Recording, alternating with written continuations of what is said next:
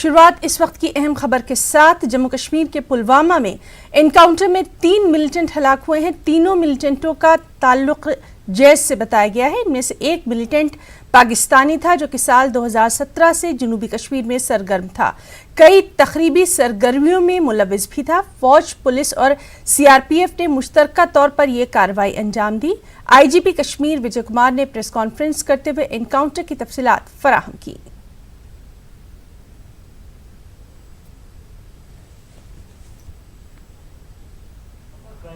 कल मॉर्निंग में एसपी पुलवामा को एक ह्यूमन मिला था। वह श्रीनगर आया, फिर ऑफिस को प्लान किए, फिर उसके बाद वापस भेजे। एसपी पुलवामा वहाँ के लोकल आर्मी सीआरपीएफ से मिलके ऑपरेशन को प्लान किया, कॉर्डन लगाया ज्वाइंटली, और आज मॉर्निंग में इनकाउंटर स्टार्ट हुआ। उसमें 3 टेररिस्ट मारे गए। तीनों जैश मोहम्मद से ताल्लुक रखते हैं। उसमें एक एफटी टेररिस्ट है पाकिस्तान का, जिसका कि आप लोगों को बहुत महीनों से, खास करके लास्ट वीक से बहुत आप लोग इंतजार कर रहे थे कब पकड़ा जाएगा या मारा जाएगा, जिसको हम लोग बोलते हैं अब्दुल रहमान एलियास फौजी बाबा या भाई, जो मुल्तान पाकिस्तान का है।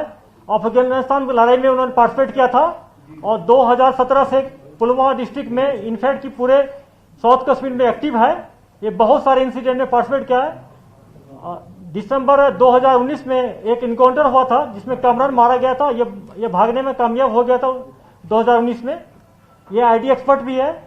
और जो 28 तारीख को जो हम लोग मॉर्निंग में आईडी को जो डिटेक्ट किए थे, आर्मी सीआरपी पुलिस मिलकर उसको बाद में न्यूट्रलाइज किया था।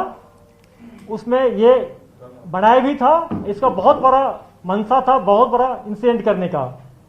पुलिस, आर्मी, सीआरपीएफ के लिए सबसे बड़ी कामयाबी है। मैं तो मानता हूं कि इस साल का रियाज नाकू के बाद दूसरा सबसे बड़ी कामयाबी है, जिसको हम लोग ज्वाइंटली मिलकर न्यूट्रलाइज कर पाए।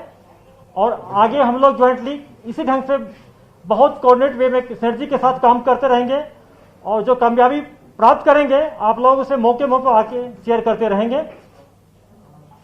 और उसमें 2 और मिलिटेंट जो आइडेंटिफाई नहीं हुआ है, हम लोग कुछ लोगों का कहना है कि ये लोकल हो सकता है।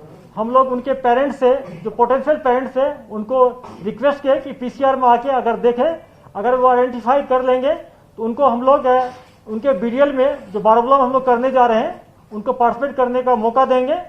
अगर आइडेंटिफाई नहीं होता है तो भी उसको तीनों को हम लोग बारामूला डिस्ट्रिक्ट में उसको लास्ट राइट कराएंगे, मजिस्ट्रेट के सामने कराएंगे। उनका डीएनए हो रहा है, पोस्टमार्टम भी हो जाएगा उसका। अजहर महसूस उसका रिलेटिव होने का कोई हमको प्रूफ नहीं मिला है। पुलवामा जो ऐसी लास्ट में हुआ था 19 में हुआ था, उस टाइम ये मिलिटेंट का स्टेटस नीचे था, उतना बड़ा कमांडर नहीं था। ऐसा कोई प्रूफ नहीं मिला है। That is a Indian Air Force initiative. We will not be able to comment on that. You won't be commenting on that. Yeah. Sir, इसका नाम आप दोबारा कोड और नाम बता देंगे दोबारा? इसका नाम है अब्दुल रहमान एलियास फौजी भाई। ये मुल्तान पाकिस्तान का है। ये अफगानिस्तान में ये पार्टिसिपेट किया था वहां एक्शन में। 2017 से यह साउथ कश्मीर में एक्टिव है। और 2-3 इनकाउंटर में, खास के 19 में इनकाउंटर हुआ था जिसमें कामरान मारा गया था, जिसमें भागने में कामयाब हो गया था। आईडी एक्सपर्ट है। Thank you. हाँ, अभी तक हम लोग 135 पकड़ चुके हैं और पकड़ेंगे, क्योंकि ओजीडब्ल्यू का ट्रेंड बदलते रहता है। जो आज ओजीडब्ल्यू है तो जरूरत नहीं कि 2 महीना में काम करे। मिलिटेंट ओजीडब्ल्यू को बदलते रहता है। इसके पीछे हम लोग आइडेंटिफाई कर लिए 125 ओजीडब्ल्यू। उसको बहुत जल्दी हम लोग पिकअप करेंगे, इंटरवेट करेंगे। उसमें जो ए कैटेगरी का होगा उसको पीएसएम बुक करेंगे, जो बी वाला होगा उसको भी अरेस्ट करेंगे, जो सी वाला होगा उसको उनके पेरेंट्स को बुला के काउंसलिंग करके उसको बॉन्ड करके छोड़ देंगे।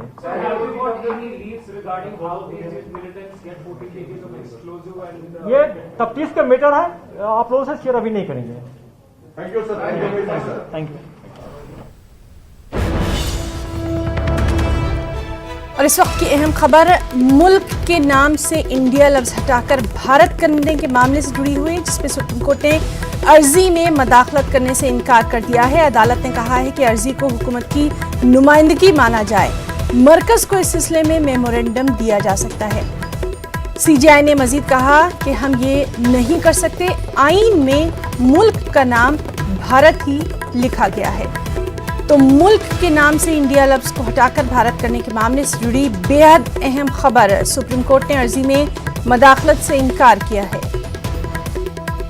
और चलिए सीधे रुख करेंगे दिल्ली का, जहां इस वक्त मौजूद है हमारे साथी सुशील पांडे। सुशील, बेहद अहम खबर इस वक्त की, क्या कुछ और तफसीलात?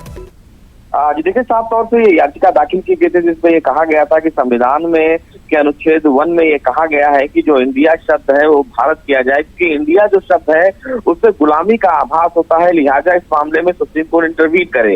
हालांकि सुप्रीम कोर्ट ने इस पूरे मामले में हिना दखल देने से इनकार कर दिया है। उन्होंने कहा है कि संविधान के इस मौलिक अधिकारों में हम किसी प्रकार से कोई छेड़छाड़ नहीं करेंगे, लेकिन याचिकाकर्ता को ये परमिशन जरूर दिया है कि वो गृह मंत्रालय में अपने इस बात को रिप्रेजेंट कर सकता है, यानी कि अपनी रिप्रेजेंटेशन वहां पर सरकार को दे सकता है, क्योंकि चूंकि ये मामला सरकार के अंतर्गत आता है, सरकार इस पूरे मामले में इंटरफेयर करे। लेकिन सुप्रीम कोर्ट ने एक बड़ी बात कही है इस मामले में सुनवाई के दौरान कि इंडिया और भारत दोनों एक जैसे ही हैं, लिहाजा इस मामले में ऐसा नहीं लगता है कि इस पर विचार करने की आवश्यकता है, क्योंकि याचिकाकर्ता के द्वारा ही ना बार बार ये कहा जा रहा था कि उन्हें फिलहाल ये परमिशन दिया जाए कि वो सरकार के सामने अपना रिप्रेजेंटेशन दे सके। तो सुप्रीम कोर्ट ने ये परमिशन उनको ग्रांट किया है, लेकिन फिलहाल अपने तरफ से किसी भी प्रकार से कोई आदेश देने से मना कर दिया है। जी सुशील, बहुत बहुत शुक्रिया अदा करना चाहेंगे तमाम तर तफसीलात के लिए। तो नाज़रीन, ये थे दिल्ली से हमारे साथी सुशील पांडे, जो कि तमाम तर तफसीलात दे रहे थे। आपको बताएं कि मुल्क के नाम से इंडिया लफ्ज हटाकर भारत करने के मामले से जुड़ी बेहद अहम खबर, सुप्रीम कोर्ट ने अर्जी में मदाखलत से ही इनकार कर दिया है।